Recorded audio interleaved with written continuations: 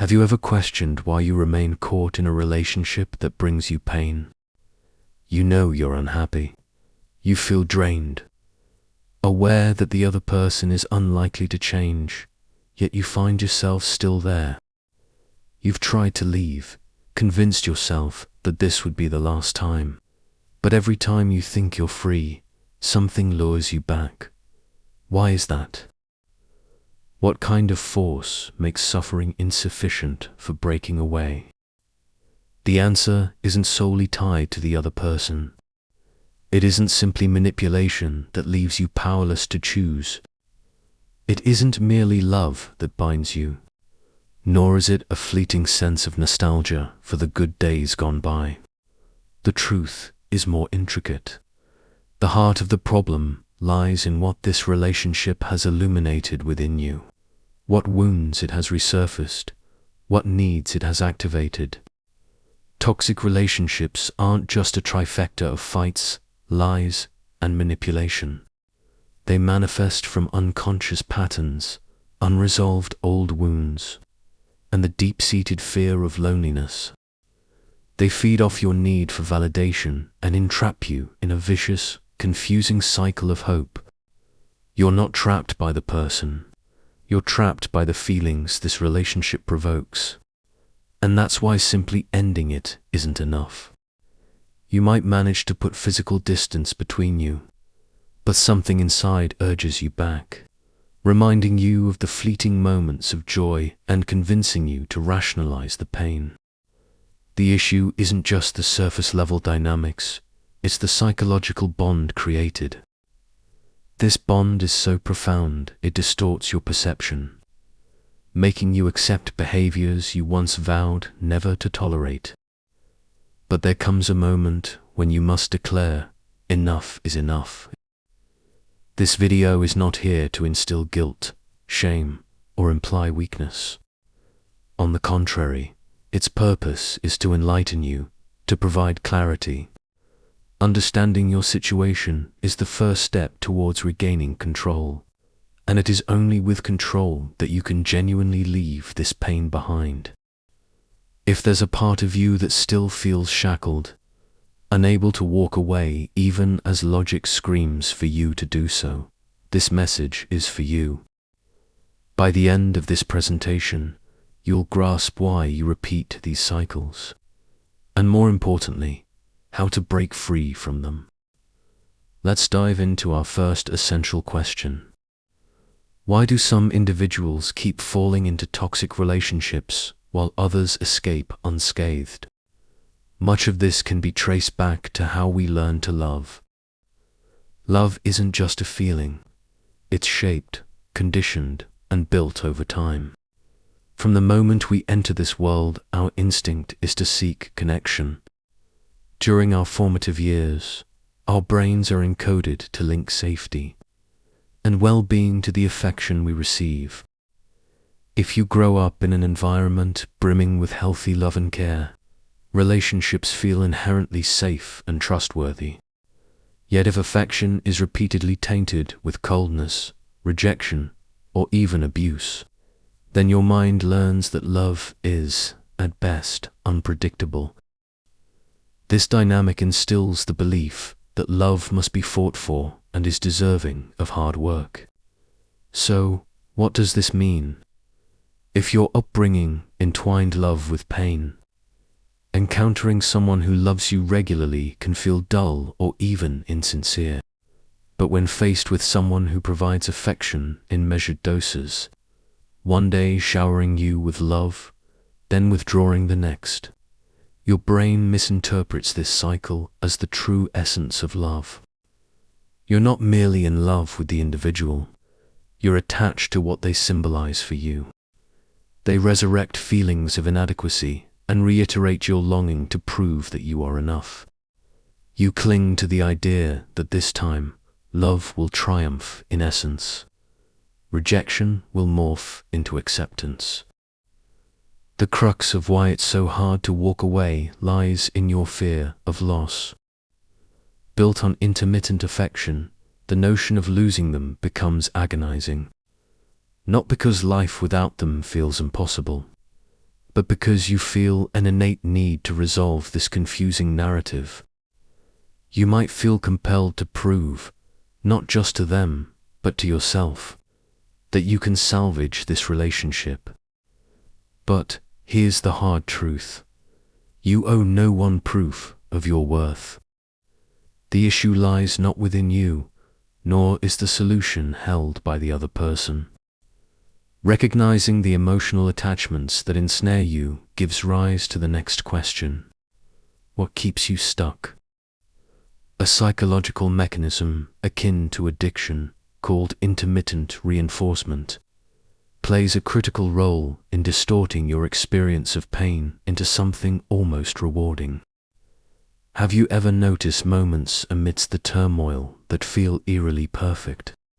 Instances where your partner embodies everything you've longed for.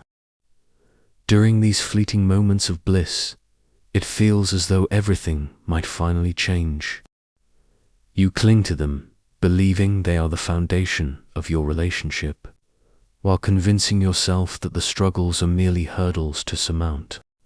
Yet, what's really happening here isn't love. It's an unhealthy addiction. Reinforced by your partner's unpredictable affection, you're conditioned to accept less and less from the relationship.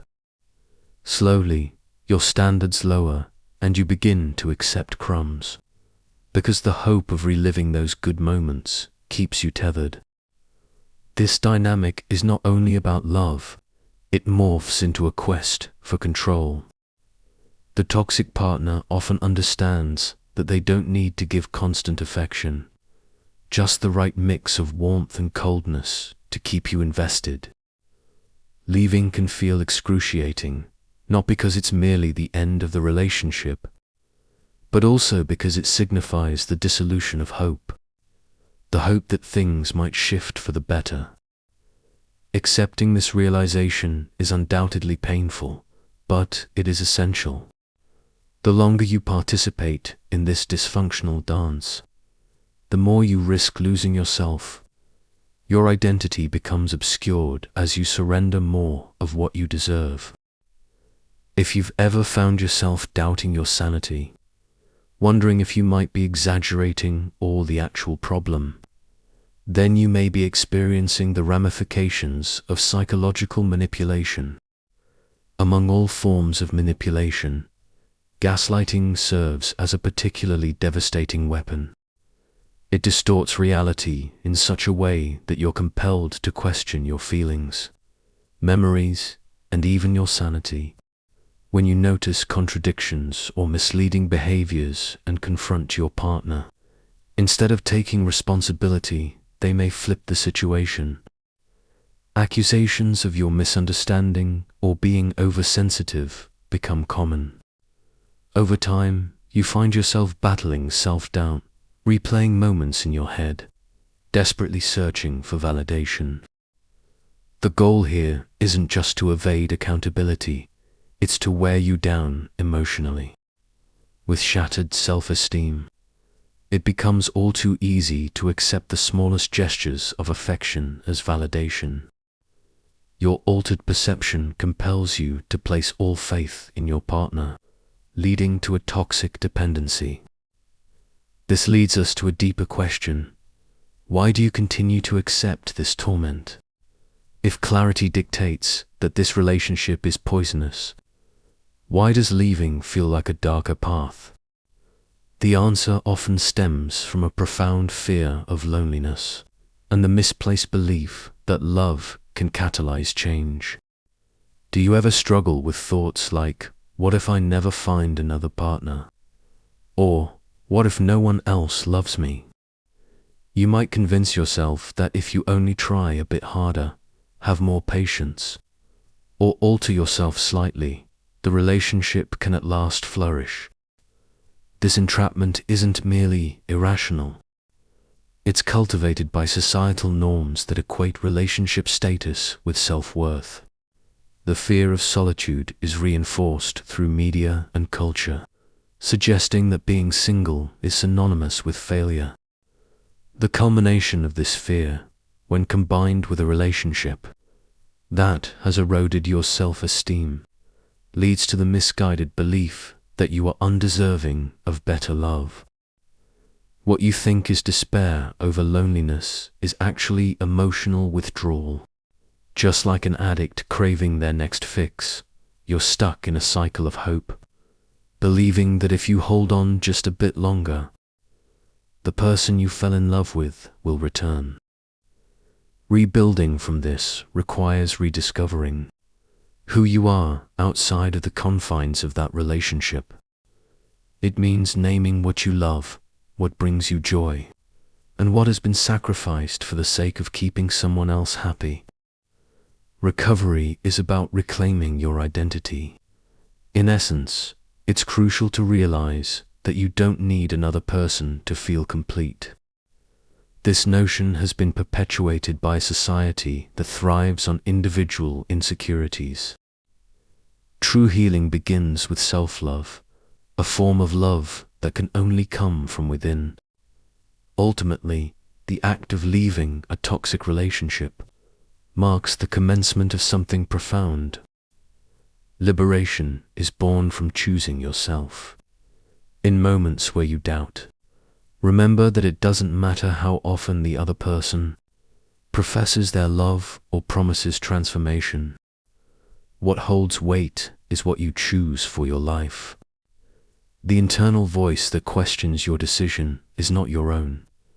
It's a distorted echo fostered through emotional manipulation and unhealthy patterns. No one will save you from this cycle. This moment calls for you to decide. Will you continue repeating patterns that deplete you? Or will you choose to reclaim your life? Know that lingering in a toxic relationship leads to emotional devastation, leaving you lost and confused about your identity. Choose to leave. Choose to break the cycle. Choose to redefine yourself. Expect challenges in the initial phase. You will miss them. You will question your choices, but trust me, over time, the fog will lift and clarity will emerge. Once you clear the haze, you'll recognize that the love you craved was never what it seemed. You'll remember who you were before all of this and eventually reach a day when you realize you are free. Making that first step is imperative, and I encourage you to share your reflections from this video. What shifted for you during this discussion? Leave your comments below. Your insights might guide someone else on their path to healing.